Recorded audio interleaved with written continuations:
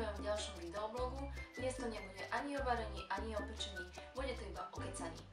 Počas tohto mesiaca som sa rozhodla, že si vytvorím takú novú kategóriu v rámci videoblogov a bude to, čo som mala v nákupnom košíku za daný mesiac.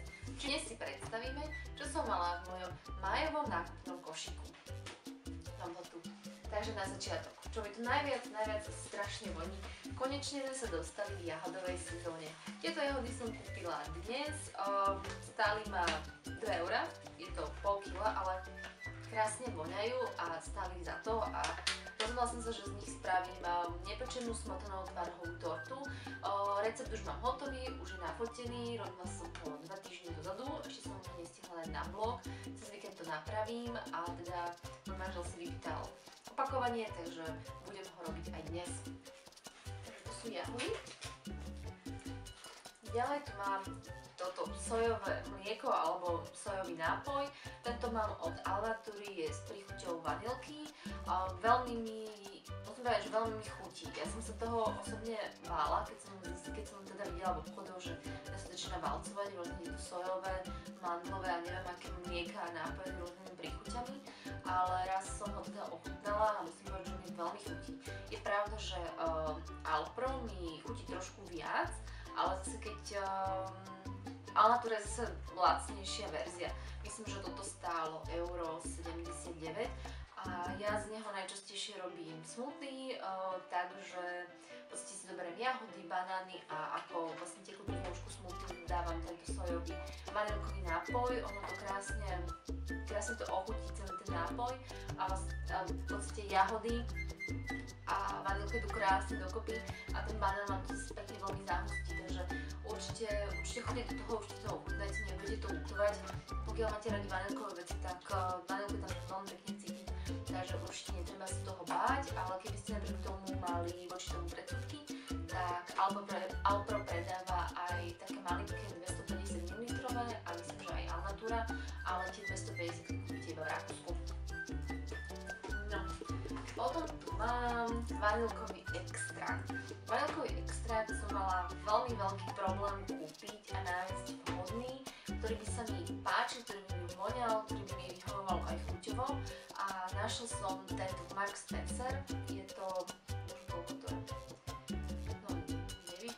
Je to 60 ml a stojí okolo 5 alebo 6 €, ale aj mi dlho vydrží, že ten predlžný som myslím, že mala asi pol roka. Veľmi dlho vydrží a je tam naozaj krásne cítiť tú vanilku, že nie je to len nejaká taká voda z vodovodu, už má nejakou vanilkovou arómou. Naozaj je veľmi, si myslím, že veľmi kvalitný a pomer kvalita cena je v tomto prípade určite veľmi dobrá. Takže naozaj oplatí sa vyskúšať, to som kúpila Marks & Spencer, myslím, že pavievne.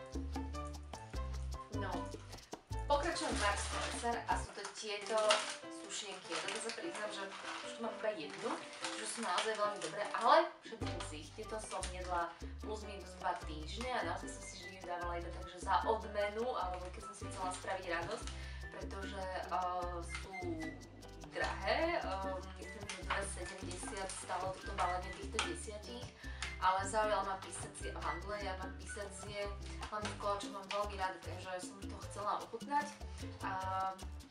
Veľmi mi chutia, sú veľmi dobré a všimla som si, že teraz týchto sušinok hlavne na leto majú novú kolekciu a rôzne chuťové obmeny, takže určite sa choďte pozrieť a minimálne, že si budete chcieť radosť a proste trošku zhrešiť, tak určite tieto sušenky stoja za to. Teraz tu mám inú vec, teraz tu mám vec z iného súdku a sú to tieto podruhovasté piškoty, tieto som kupovala v Lidli. Neviem už presne koľko stálo, myslím, že okolo do € stále určite. Používala som ich na tú smotanovú tvarohovú nepečenú tortu a páči sa mi na nich to, že sú tak akurát savé.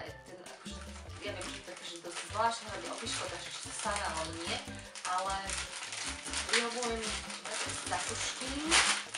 Vyhovuje mi na nich to, že teda keď som ich kombinovala s tvarohom a s ovocím, tak sa tak nerozpadla ako tá štandardná okrúhla piškota, ale aj pekne si udržala tvár, to tomu vidíte aj na tých fotkách.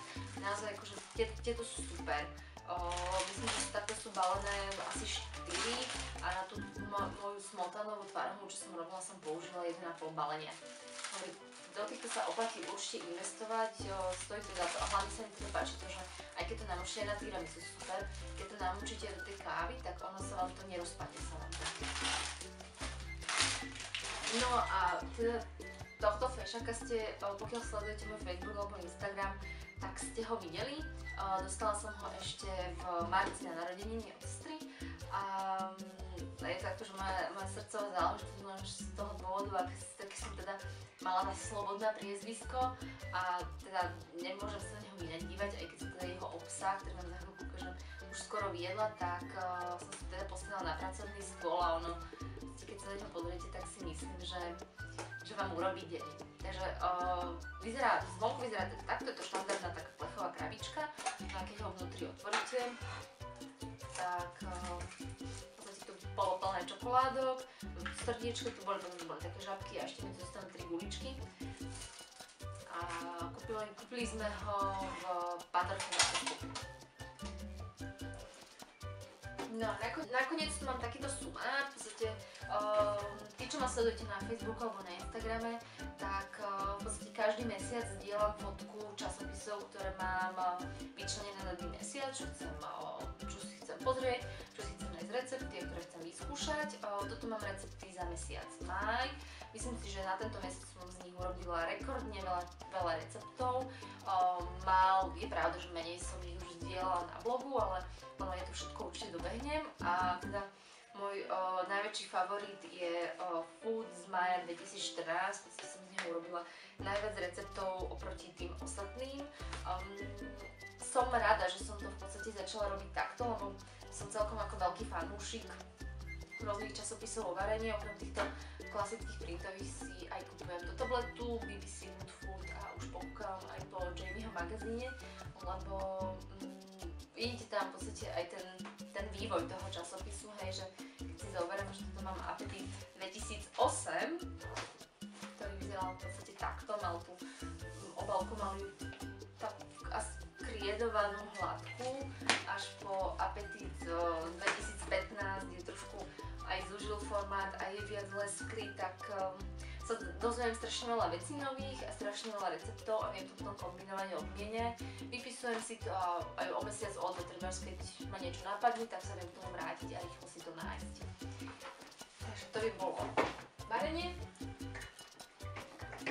No a nakoniec by som vám veľmi pekne chcela poďakovať za množstvo ľudí, ktoré ste sa mi zapojili do môjho darčeka za tento mesiac.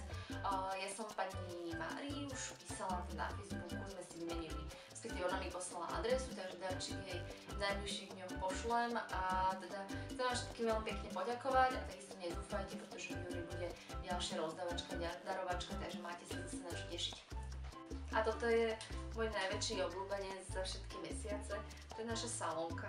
Tí, ktorí ma teda sledujete na Facebooku a na Instagrame, tak ju už poznáte a teda to je moja salónka. Za pozornosť. Pokiaľ z niektorých týchto vecí máte skúsenosť, určite mi napíšte buď tu dole pod komentár alebo na Facebooku, ja sa budem tešiť. Ak máte nejaký váš obľúbený výrobok, ktorý by bolo fajn vyskúšať, tak mi určite napíšte, vyskúšam a dám vedieť. A teda vidíme sa zase opäť čoskoro. Ďakujem, že ste ma pozreli. Ahojte.